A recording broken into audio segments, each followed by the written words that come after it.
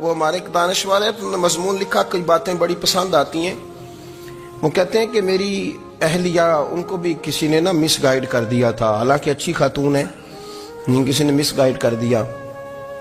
تو وہ بھی سماجی اور ویلفیئر اور یہ خواتین کو شوق ہوتا نا بننے کا، تو وہ بھی سماج کے اندر اچھا مقام تلاش کرنے کے موڈ میں آ گئی. تو کہیں ایک دن جانا تھا تو بڑی بن سور کے میرے ساتھ وہ گاڑی میں بیٹھ گئی. تو میں گاڑی میں، عورتوں کو یہ بھی مسئلہ ہوتا ہے نا کہ ہماری تعریف کرو، تو کئی دفعہ بعد مردوں بیچاروں کو جھوٹ بولنا پڑتا ہے، تو زبردستی کراتی ہیں نا جی. تو اس میں گنجائش بھی دی ہے شریعت نے گنجائش دی ہے کہ بیوی کو راضی کرنے کے لیے خلاف واقعہ بات کرنی پڑے تو کر لینی چاہیے. تو وہ کراتی بھی ہیں. 3 موقع پر خلاف واقعہ بات کرنے کی اجازت ہے. واقعے کے خلاف بھی آپ بات کر سکتے ہیں. جنگ کے موقع پر 2 لوگوں کو صلح کرانے کے لیے اور بیوی کو راضی کرنے کے لیے کر لیں کوئی ایسی بات، بے شک اپنی طبیعت پہ جبر کر کے کر لیں، گنجائش ہے، اجازت ہے. تو وہ کہتے ہیں جب وہ گاڑی میں میرے ساتھ بیٹھی بن سور کے، تو وہ تقاضا کرنے لگی کہ میں نے بڑے اچھے کپڑے پہنے ہیں پر آپ نے توجہ نہیں کرائی. وہ سیانا بندہ تھا، وہ چاہ رہا تھا کہ میری خاتون سمجھ جائیں. وہ کہتے ہیں مجھے پتا تھا کہ بیچاری مس گائیڈ ہو گئی ہے، دل کی بڑی اچھی ہے، سیانی ہے، لیکن اس کو کچھ خواتین نے، کچھ لوگوں نے مل کے اس کو ذہن غلط کر دیا ہے کہ سماج میں نکلو، باہر جاؤ، کام کرو، فلاں کرو، اپنی مرضی سے جیو. تو میرے ساتھ گاڑی میں بیٹھی کہیں جانے کے لیے، تو مجھ سے کہنے لگی کہ آپ نے میری طرف توجہ ہی نہیں کی، آپ نے کوئی ذکر ہی نہیں کیا کہ میں کیسی لگ رہی ہوں. تو وہ کہتے ہیں میں نے اسے کہا کہ اگر تو ناراض نہ ہو تو پھر میں صحیح والی تعریف کر دوں. تو اس نے کہا کہ آپ کر دیں. تو کہتے ہیں میں نے درد سے اور خلوص سے اپنی بیوی سے کہا، خلوص کے ساتھ میں نے کہا میں تو روز گھر ہوتا ہوں، روز شام کو گھر ہوتا ہوں، اگر تو میرے لیے تیار ہوتی تو میں تیری تعریف کرتا، لیکن آج تو باہر جانے کے لیے تیار ہوئی، تو پھر ان سے تعریف کی امید رکھ جن کے لیے تو نے تیاری کی ہے. میرے لیے تیاری کرتی تو میں تو ہر شام تیرے پاس ہوتا ہوں. کہتے ہو میرے لفظوں میں درد تھا تو وہ بھی رو پڑی. کہنے لگی آپ گاڑی روک دیں، مجھے باہر جا کے کسی کو راضی نہیں کرنا، میں نے اسے راضی کرنا ہے جس کو رب کریم نے میرا شوہر بنایا ہے اور میرے لیے منتخب کیا ہے میرے ماں باپ کو. میں واپس لوٹتی ہوں. یہ ایک پہلو ہے سلگتا ہوا، اس کو سمجھا جائے. عورت کو ویسے بھی قابو کرنا بڑا آسان ہوتا ہے. اعلیٰ حضرت بریلوی رحمۃ اللہ علیہ فرماتے ہیں بیٹیاں نازک شیشیاں ہوتی ہیں، ان کو تو ذرا سی چوٹ لگے تو ٹوٹ جاتی ہیں. دیکھیں کتنا بڑا جملہ کہا بریلی کے امام، نازک شیشیاں.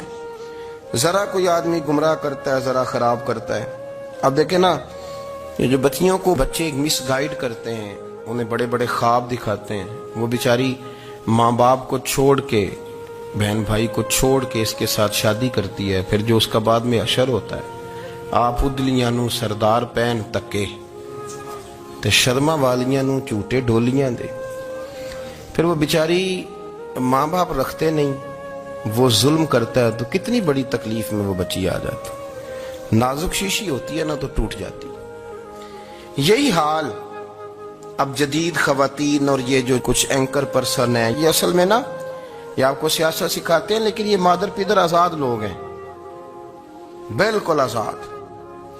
یہ تو علماء شور نہ کریں، بات نہ کریں، گفتگو نہ کریں، مشائخ بات نہ کریں، اور یہ جو کچھ سنجیدہ اور دینی طبقہ ہے یہ کوئی شور نہ کرے، یہ تو روڈوں پہ ننگے ہو کے آ جائیں معاذ اللہ.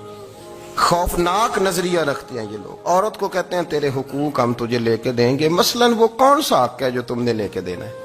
میرے نبی کریم صلی اللہ علیہ وسلم نے اس کو بیٹی بھی بنایا ہے، اس کو بہن بھی بنایا ہے، اس کو ماں بھی بنایا ہے، اسے بیوی کا عالی شان رتبہ بھی عطا فرمایا ہے.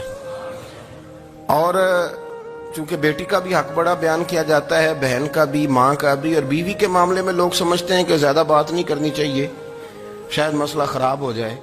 حالانکہ نبی پاک صلی اللہ تعالی علیہ وسلم نے بیوی کے بارے میں پتہ کیا فرمایا؟ فرمایا جب تم نکاح کر لیتے ہو تو اپنا ایمان محفوظ کر لیتے ہو. اب میں اس کی شرح نہیں کرتا، اب خود کر لیجئے گا کہ وہ ایک ایسی شخصیت ہوتی ہے کہ جس کی موجودگی میں آپ کا ایمان محفوظ ہے. اب میں نہیں سمجھتا کہ اس سے بڑی بات کوئی اور ہو سکتی ہے، جس کی موجودگی میں آپ کا ایمان. اور بھئی یہ حدیث پاک عرض کر رہا ہوں، نکاح جب کوئی کر لے تو اس نے اپنا ایمان مکمل کر لیا. اس کا معنی یہ ہوا کہ آپ کا ایمان محفوظ ہے اس کی موجودگی میں. تو اس سے زیادہ بھی یعنی ایمان سب سے قیمتی چیز ہے نا, تو اس کے محفوظ ہونے کی وجہ حضور نے نکاح بیان کر دی. اب میرا خیال ہے بی بی اگر کوئی اس سے بڑا حقوق مانگے گی تو بیوقوفی کرے گی. اتنا بڑا درجہ نبی کریم نے اسے عطا کر دیا, اتنا بڑا مقام دے دیا کہ تو خامند کے ایمان کے محفوظ ہونے کا ذریعہ بن گئی ہے. عورت کو جو حقوق رسول کریم صلی اللہ تعالی علیہ وسلم نے عطا فرمائے, نبی پاک نے جو حقوق دیے. دیکھیں نا, حضرت عبداللہ ابن عمر رضی اللہ تعالیٰ عنہ کی اہلیہ بیمار تھی, تو جلدی جلدی سے وہ آئے. تو جب بہت جلدی ہو, سفر بڑا شدید تھا, تو آپ نے جلدی سے نماز ادا کی, جلدی سے چلے. آپ کے خادم کہنے لگے حضور خیریت ہے؟ فرمایا میری بیوی بیمار ہے. تو اس نے عرض کی حضور آپ کی اہلیہ بیمار ہے. تو آپ نے نماز بھی جلدی سے پڑھی, سفر بھی جلدی جلدی کیا. تو فرمانے لگے یہ وہ چیزیں ہیں جو ہمیں مدینے والے رسول نے سکھائی. آپ اس کیفیات کو سمجھیں کہ حضور صلی اللہ علیہ وسلم نے درس دیا. اور پھر ایک اور بہت بڑی بات, یہ فضیلت کسی اور کو نہیں دی. جو عورت کو حضور نے فضیلت دی, یہ فضیلت کسی اور کو نہیں دی. کبھی حضور نے فرمایا کہ تمہارا ابا تمہارے ساتھ بہت سخت رویہ کرے تو تم نے اس کو اس سختی پر داد دینی ہے. فرمایا چلو اگر وہ زیادتی بھی کرے تو تم نے اس کے ساتھ سلوک اچھا ہی کرنا ہے. لیکن آپ ایک بات کو سمجھے نا کہ بچے کے بارے میں, بیٹے کے بارے میں, بیٹی کے بارے میں فرمایا 10 سال کے ہو کے نماز نہ پڑھے تو سختی کرو, تمہارا ڈنڈا بھی لٹکنا چاہیے. بہت ساری جگہوں پہ بہت سارے لوگوں کے لیے سختی کا حکم دیا, لیکن عورت کے لیے حضور نے جو جملے کہے, اصل میں ہم سمجھتے ہیں کہ یہ ایک بات ہے, مشہور ہو گئی ہے روایت حدیث, تو بس اس کے پس منظر پر اور جملوں کے حسن پر شاید معاذ اللہ غور کرنے کی ضرورت نہیں. ذرا اس لفظ کی تاثیر پر غور کریں. حضور نے فرمایا عورت ٹیڑھی پسلی سے پیدا کی گئی ہے, یہ ٹیڑھی ہے, کو سیدھا کرنے کی کوشش کرو گے تو ٹوٹ جائے گی. تو حضور پھر ہمارے لیے حکم کیا ہے؟ فرمایا جیسی ہے تم اسی کے ساتھ نبھا کرو. آپ سمجھیں کہ اتنا محفوظ حضور نے درجہ دے دیا بی بی کو, اتنا محفوظ کہ فرمایا غلطی بھی ہو تو میرے غلاموں تم اس کے ساتھ نبھا کرو, گزارا کر لو. کو کیا اور حق چاہیے عورت کو, جس کو اس کی غلطیوں سمیت نبی پاک نے قبول کرنے کا حکم دے دیا کہ اس کی کمزوریوں سمیت قبول کر لو. اب اس کو اور کیا کوئی کمزوریوں سمیت قبول کرتا ہے؟ کبھی آپ دکان پہ بیٹھے ہو تو آپ کہیں بھی اس میں یہ بھی غلطی, میرے مال میں یہ بھی کمزوری ہے, یہ بھی کمزوری ہے, یہ بھی کمزوری ہے, تو کر لے قبول. کرتا ہے کوئی؟ کوئی شخص ایسا ہو جو کسی چیز کی کمزوریاں بیان کر کے کہ اسے قبول کرو؟ پر رسول کریم صلی اللہ تعالی علیہ وسلم نے نا ہمیں سبق دیا, حضور نے ہمیں درس دیا, نبی پاک نے ہمیں پیغام دیا. فرمایا یہ ٹیڑھی ہے, سیدھی کرنے کی کوشش کرو گے تو بیچاری ٹوٹ جائے گی, تو اس کے ساتھ نبھا کر جاؤ. آپ میری بات کو سمجھیے گا. چلیں میں اس پر ایک اور بخاری مسلم کی حدیث پڑھتا ہوں. حضرت سلمان فارسی رضی اللہ تعالیٰ عنہ اور حضرت ابو دردہ کے درمیان بھائی چارہ تھا. مکے سے مدینے جب لوگ آئے تو حضور نے بھائی بھائی بنایا تھا. ان کے درمیان بھائی چارہ تھا, تو ابھی پردے کی آیات نازل نہیں ہوئی تھیں, تو لوگ ایک دوسرے کی طرف جاتے تھے. حضرت سلمان فارسی رضی اللہ تعالیٰ عنہ حضرت ابو دردہ رضی اللہ تعالیٰ عنہ کے گھر میں تشریف لے گئے, تو دیکھا کہ ان کی بیوی بڑی غمگین بیٹھی ہیں. تو ہم نے فرمایا بہن کیا ہوا؟ تو کہنے لگی تمہارے بھائی کو دلچسپی کوئی نہیں رہی, ہر روز روزہ رکھ لیتا ہے اور ساری رات نفل پڑھتا ہے. حضرت سلمان فارسی کہنے لگے ٹھیک ہے کر لیتے ہیں بندوبست. نماز دین ہے کہ نہیں؟ دین ہے نا یہ چیزیں. لیکن حضرت سلمان فارسی جناب ابو دردہ سے کہنے لگے آج میں نے تیرے گھر میں رہنا رات کو, کیونکہ وہ تو ساری رات نماز پڑھتے تھے, نفل پڑھتے تھے. انہوں نے کہا ٹھیک ہے. ایک بستر لا کے بچھا دیا حضرت سلمان فارسی کے لیے. سلمان فارسی فرمانے لگے دوسرا بھی لا. کہا وہ کیا کرنا ہے؟ فرمانے لگے تو نے بھی سونا ہے, میں نے بھی سونا ہے, تو نے بھی سونا ہے. عشاء پڑھیں گے اور پھر دونوں سوئیں گے. کہا میں نے تو نماز پڑھنی ہے. فرمایا تہجد کے وقت اٹھ کے پڑھیں گے, اللہ کے رسول بھی رات آخری حصے میں جا کے نماز پڑھتے. ادھر ساتھ سلا لیا. وہ تھوڑی کو دیر سوئے, اب عادت تھی ساری رات اٹھنے کی, ذرا اٹھنے لگے بستر سے. تو حضرت سلمان فارسی فرمایا چپ کر کے سو جا, وہ بڑی رات پڑی ہوئی, چپ کر کے سو جا. وہ لیٹ گئے, پھر اٹھنے لگے. تو فرمایا سو جا چپ کر کے, بڑا ٹائم ہے. سحری کے وقت اٹھے, نفل پڑھے. ان کا ارادہ تھا روزہ رکھنے کا, تو فرمانے لگے کل رکھا تھا نا, नफली रोजा जी रखा था, परसों भी रखा था, तरसों भी रखा था, फरमाया आज नहीं रखना, आज मैं तेरा मेहमान हूं, सारा दिन इकट्ठे मिल के रोटियां खाएंगे, आज नहीं रोजा रखना, सिला दिया।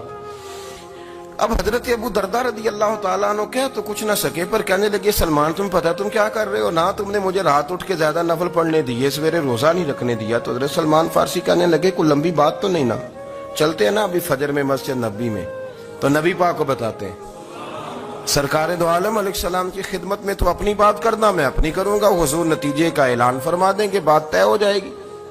हाजिर खिदमत हुए, अर्ज की या रसूल अल्लाह सल्लल्लाहु ताला अलैहि वसल्लम ये सारी रात नफल पढ़ते हैं, हर रोज रोजा रखते हैं, इनकी अहलिया गमगीन बैठी हैं, हुक्म फरमाए। तो नबी पाक सल्लल्लाहु अलैहि वसल्लम ने फरमाया फिर हुआ क्या या रसूल अल्लाह, मैंने रात सुलाया है, सहरी में उठाया है, सवेरे रोजा नहीं रखने दिया।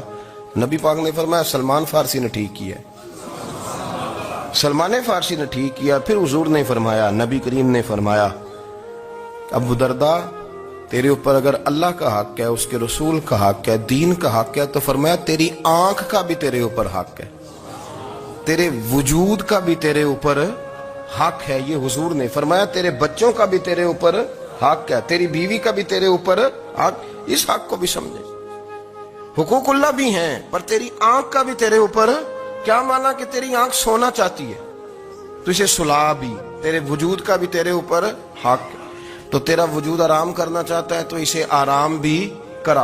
और फिर वहां नबी पाक सल्लल्लाहु अलैहि वसल्लम ने फरमाया मैं तुम सब, सुनना ये लफ्ज हदीस के, हुजूर ने उसी मौके पर फरमाया मैं तुम सबसे ज्यादा अपने रब को जानता हूं और मैं तुम सबसे बढ़कर अपने रब से डरता हूं।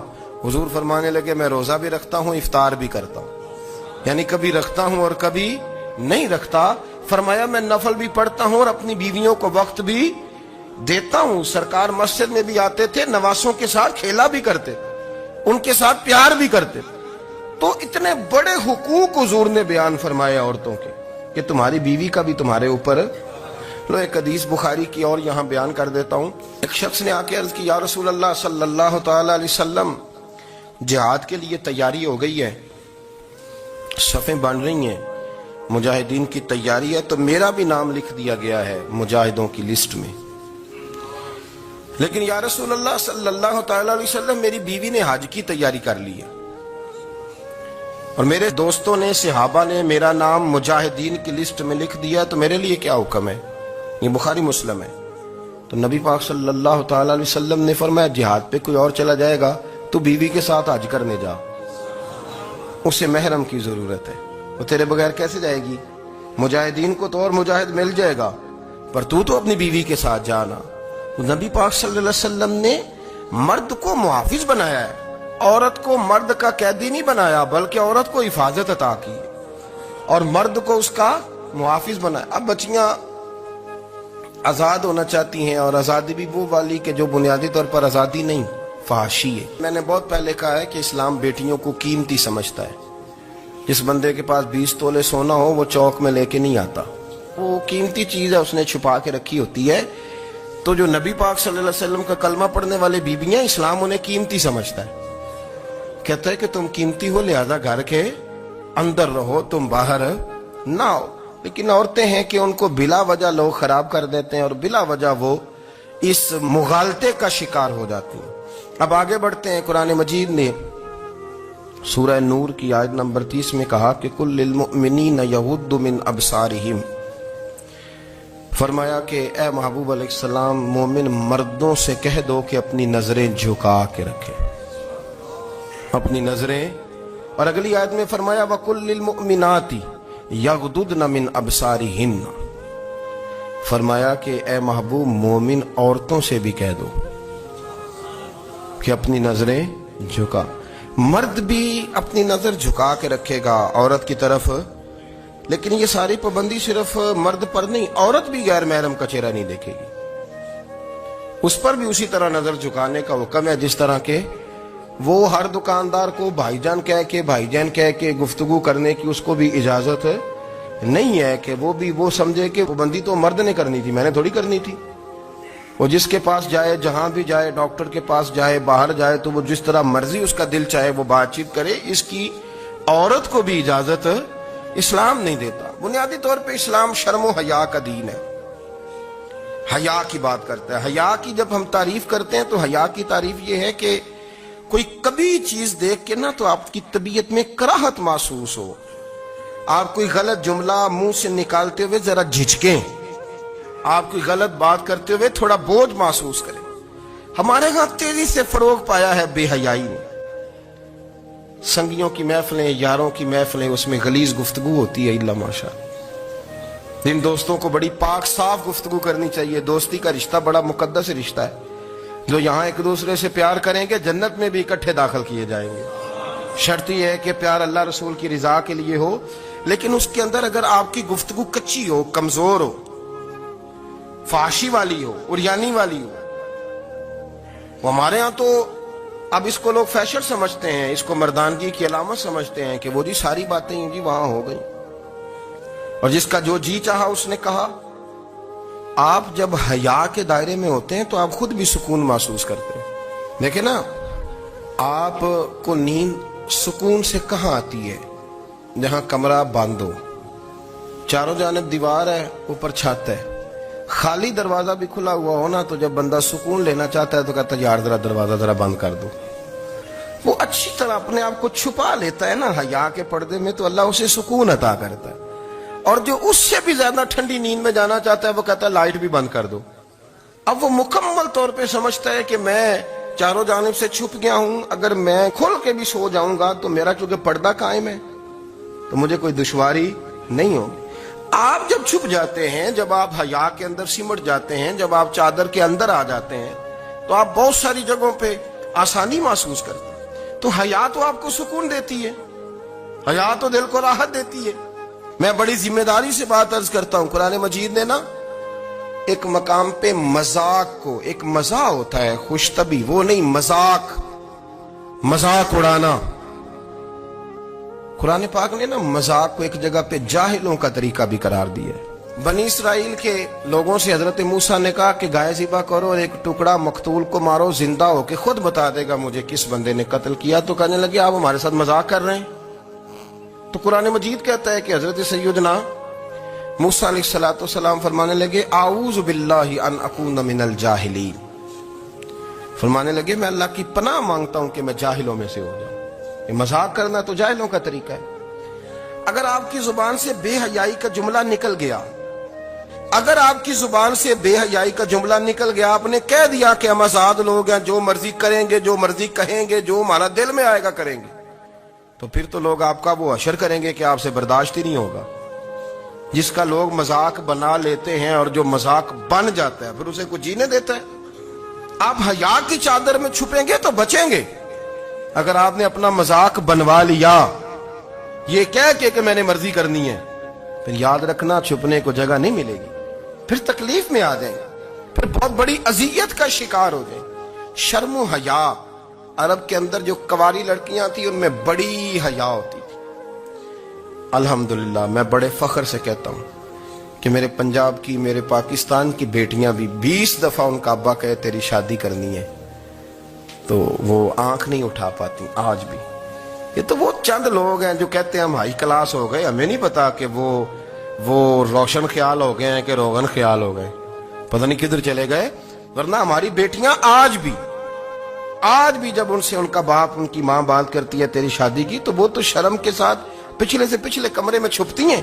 یہ اللہ نے فضل کیا ہوا ہے اس ملت پر۔ تو عرب کی لڑکی بڑی حیا والی ہوتی تھی، اس سے کوئی بات کرنی پڑتی تھی تو 20 دفعہ بات کی جاتی، پھر بھی وہ عورت چھپتی پھرتی تھی۔ حضرت عائشہ صدیقہ رضی اللہ تعالیٰ عنہ فرمانے لگیں میرے نبی پاک صلی اللہ علیہ وسلم عرب کی کنواری لڑکیوں سے بھی زیادہ حیا کرنے والے۔ قاضی اعجاز مالکی نے، شیخ عبدالحق محدث دہلوی نے، دیگر بزرگ جو سیرت نگار گزرے انہوں نے لکھا ہے کہ نبی پاک صلی اللہ علیہ وسلم کے اندر 100 مردوں سے زیادہ طاقت تھی، 100 مردوں سے زیادہ طاقت۔ اب جو بات کہنے لگا ہوں، جو نتیجہ دینے لگا ہوں، اس پر خاص توجہ آپ فرمائیں گے۔ ذرا فکری طور پر، نظریاتی طور پر ایک چیز کو سمجھیے۔ ہم سمجھتے ہیں کہ جوان لڑکا ہے جی جو مرضی کرے، عمر ہے جی۔ آپ ذرا بات پر غور کیجئے گا کہ حضور صلی اللہ علیہ وسلم میں طاقت 100 مردوں سے زیادہ ہے، اور حیا کواری لڑکیوں سے بھی زیادہ ہے. ذرا اس بات کا تقابلی جائزہ کیجئے گا کہ طاقت 100 مرد